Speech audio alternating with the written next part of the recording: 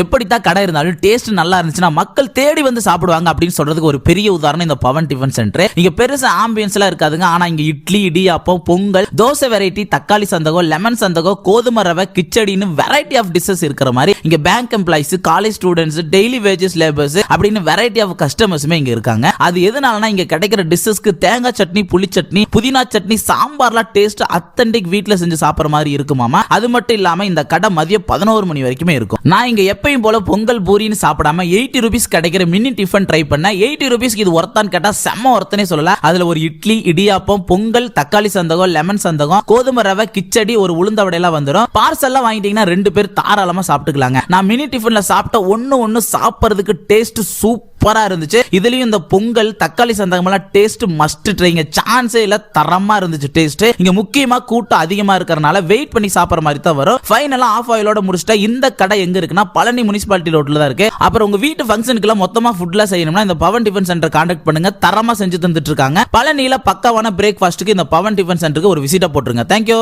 பாய்.